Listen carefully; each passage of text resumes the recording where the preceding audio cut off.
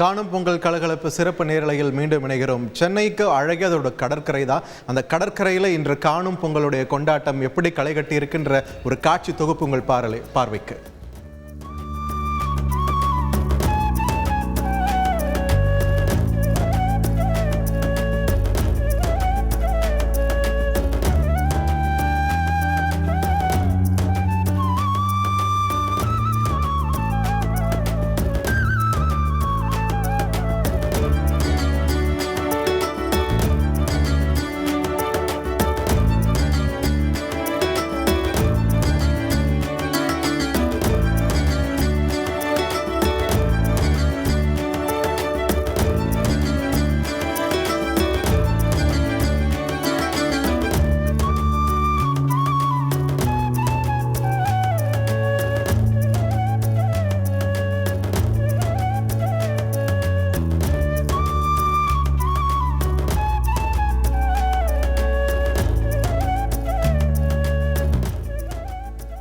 தொடர்ந்து எமது செய்தியாளர் ரமேஷ் இணைப்பில் இணைகிறார்.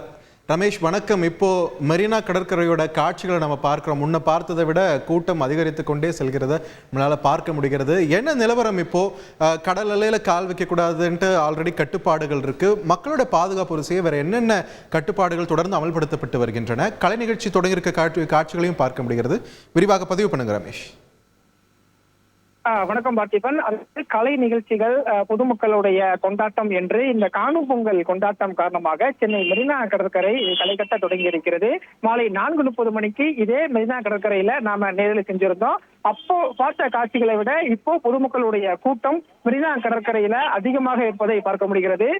சென்னையை பொறுத்த வரைக்கும் சாதாரண ஞாயிற்றுக்கிழமை விடுமுறை நாள் என்றாலே மெரினா கடற்கரையில ஏராளமான பொதுமக்கள் பொழுதுபோக்கிற்காக வருவார்கள். ஆனால் இன்றைய தினம் காணும் பொங்கல் என்பதால் மதியம் 3 மணி முதலே ஏராளமான பொதுமக்கள் குடும்பத்தோடும் நண்பர்களுடனும் கூட்டமாக மெரினா கடற்கரைக்கு வந்து இந்த மெரினா கடற்கரையின் மணல் பரப்புல கண்ணாம்பூச்சி விளையாடியும் உணவு அருந்தியும் அதே போல கபடி, கால்பந்து என்று பல்வேறு விளையாட்டுகளை விளையாடி இந்த காணும் பொங்கலை கொண்டாடி வருகிறார்கள்.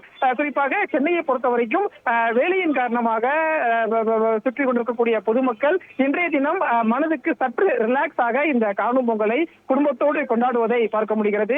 கடல் அலையா மனித தலையா என்று யோசிக்கும் அளவுக்கு சென்னை மெரினா கடற்கரையில மக்களுடைய கூட்டம் என்பது அதிகரித்திருக்கக்கூடிய காட்சிகளையும் பார்க்க முடிகிறது.